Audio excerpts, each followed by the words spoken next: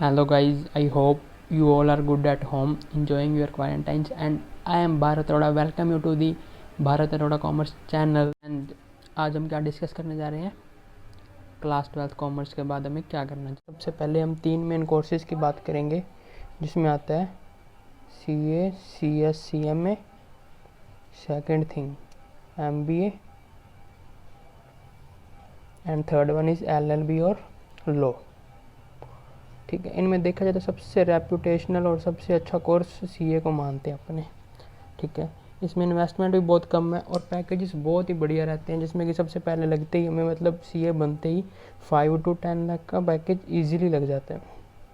ठीक है, और उसके बाद क्या होता है, 5 ईयर्स का कोर्स है।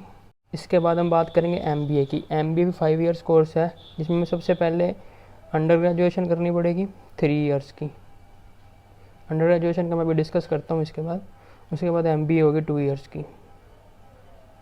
अगर अब देखा जाए तो MBA में भी अच्छी प्लेसमेंट्स लग जाते हैं अगर आप अच्छे कॉलेज। चंडीगढ़ में भी कई कॉलेजेस हैं जो में MBA की कोचिंग प्रोवाइड कराते हैं और MBA की स्टडी प्रोवाइड करवाते हैं।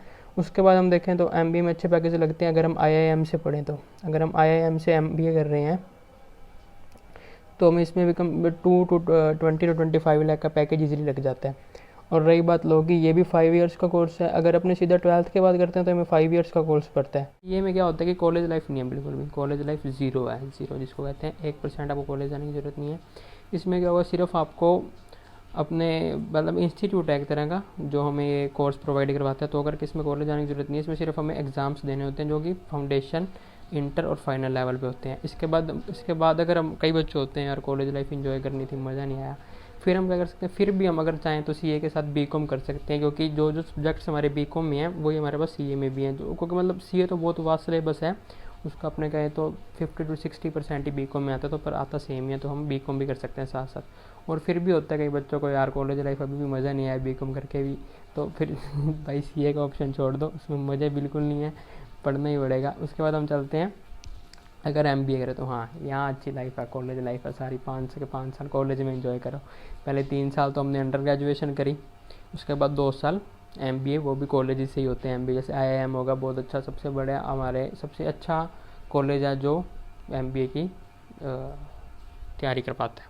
ठीक है, उसके बाद लास्ट में बात करते हैं लॉ की, LLB की। ये भी वही सेम ही है, जैसे MBA वैसे ही लॉ है।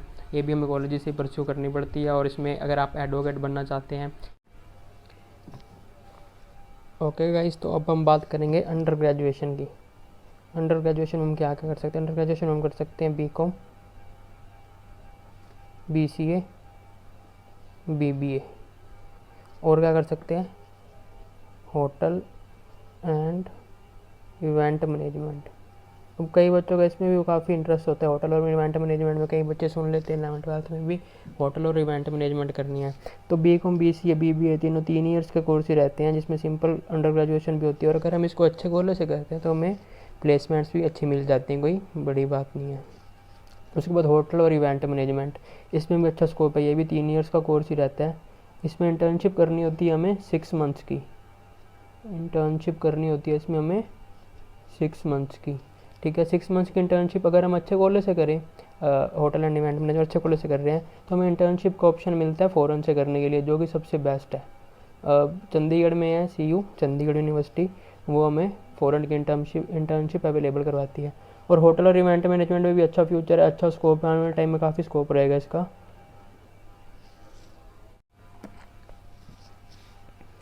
ओके गाइज, लास्ट हम मेन बात करने जा रहे हैं बैंकिंग की। बैंकिंग में सबसे मेन हम 3 चीज़ों को मानते हैं। सबसे पहले हम मानेंगे सबसे मेन फाइनेंस, मार्केटिंग और अकाउंटिंग।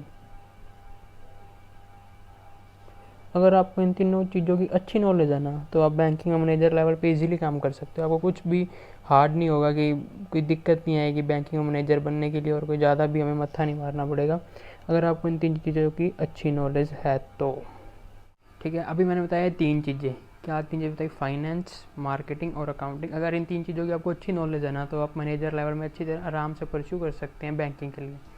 तो इन 3 चीज़ों की अच्छी नॉलेज सिर्फ हमें कॉमर्स में मिलेगी। कई मेडिकल, नॉन मेडिकल वाले बच्चे भी बैंकिंग ज्वाइन करते हैं। ठीक है, अच्छा है, नॉन मेडिकल वाले भी बैंकिंग में जाते हैं, पर उनको थोड़ी दिक्कत आती है इन चीज़ों को समझने में, फाइनेंसिंग को समझने में, अकाउंटिंग को, अकाउंट्स वगैरह समझ पाएंगे जब उन्होंने अकाउंट्स पढ़ी ही नहीं तो इसीलिए कॉमर्स का अच्छा स्कोप रहता है बैंकिंग के लिए भी। नेक्स्ट वीडियो जो आने वाली है वो आएगी सीए पे। हमें सीए सारा कुछ बताऊंगा, सीए का उसमें क्या कुछ होता है, कैसे करनी होती है, क्या क्या पैकेज रहते हैं आगे, और सारा प्रोसीजर सीए करने का।